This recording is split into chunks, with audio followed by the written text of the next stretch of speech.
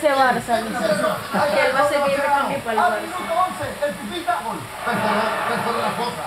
Ahí la perforó. Para que no haya partido completo, aquí está el resumen. Lo mató como mató David a Goliat. Así lo mató. ¿Cómo? Lo mató. ¿Y ese cómo lo mató? Lo mató a quemarropa. Una pedrada. Como David mató a Goliat. Así lo mató. Fíjese. Ahí está. Así lo mató. Pero no David se murió, ¿no? No me mete el problema. Aquí está el segundo error. El taquito de Cristiano. Quedó pagando Piqué. Y salió la Oji. Ahí está el golazo que metió Cristiano Ronaldo. Al 19, 2-0, ya ha ganado el Real Madrid. La afición de Cristiano Ronaldo.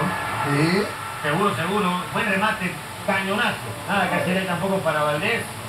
Y otra vez problemas en la defensa del Barcelona, esta vez de Piqué. Y buena definición de Ronaldo para poner el partido 2-0, 19 minutos, primer tiempo. Después vendría la expulsión de Adriano, se queda con 10 el Barcelona. Y el Barça se mete el partido al final del primer tiempo con el gol. Aquí el golazo, el tiro libre que marca Messi de lejanísima distancia, pero con buena potencia. 2-1 primer tiempo. En el segundo tiempo, como hallaron, muchas emociones, muchas llegadas de arquero, un poste de Higuaín, pero no hubo gol. El golazo de Messi, el 45. Sí, aquí está Bolón, como decimos en Chivo Chivo. Aquí está el chambombazo. Chambombazo. ¿Bolón? En Chivo Chivo decimos bolón. El bolón. Yo ¿Le digo? Goloso. No.